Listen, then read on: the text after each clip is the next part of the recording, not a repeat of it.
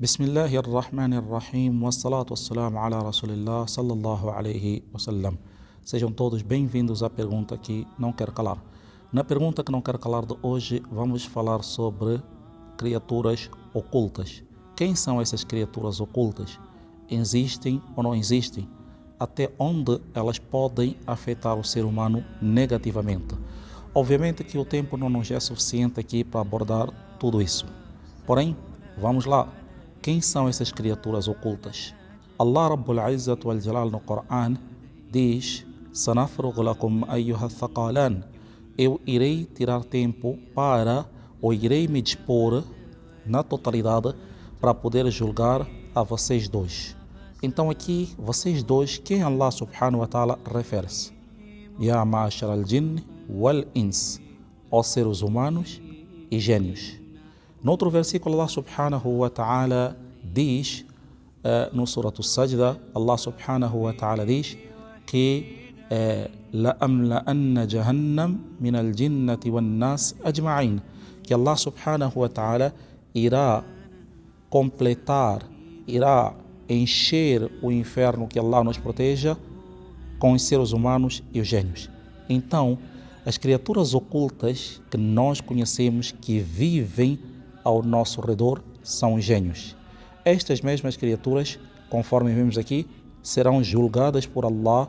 Elas têm família, elas vivem ao nosso redor, elas procriam-se entre elas e elas também serão julgadas por Allah subhanahu wa ta'ala.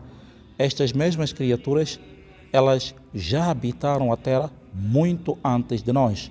Eis a razão pela qual, quando Allah subhanahu wa ta'ala falou para os anjos que Allah iria colocar na terra os seus khalifas, os seus sucessores, referindo-se aos seres humanos, então os anjos disseram para Allah subhanahu wa ta'ala que o Senhor irá colocar na terra aqueles que irão criar promiscuidade, irão criar façade na face da terra. Por que os anjos disseram isso? Os anjos disseram isso porque na outrora os anjos já haviam presenciado os atos feitos pelos jinns, pelos gênios. Os gênios habitaram a terra muito antes dos seres humanos. De que matéria Allah subhanahu wa ta'ala criou estes mesmos gênios? Então deixar claro que, primeiramente, Allah fez e criou o ser humano de barro. De barro. O ser humano é de barro. Anjos. Os anjos são de luz. Allah criou de luz, brilho. Esses gênios, Allah subhanahu wa ta'ala fez eles de fogo, conforme Allah subhanahu wa ta'ala menciona no Coran. De fogo, minar, um fogo que não possui fumaça. Eles foram criados deste mesmo fogo.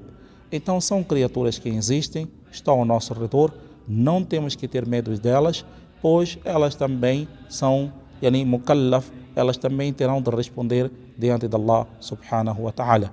Aí fica a última pergunta que não quero calar. O Shaitan, Satanás, faz parte dessas criaturas ou não? Sim, faz parte, pois Allah subhanahu wa ta'ala menciona no Coran: Kana min al-jinn fafasaqa an amri rabbi. Ele pertence aos gênios, ele pertencia ou pertence aos gênios, então o Shaitan também faz parte. Ainda vamos muito longe de dizer que o Shaitan, ele é o principal desses gênios, do grupo da máfia, do grupo da maldade, ele é o principal. Todos aqueles que, dentre os jinns, seguem Shaitan, obedecem ao Shaitan, eles acabam ficando da turma dele e viram Shayatin, Viram Shayatin também.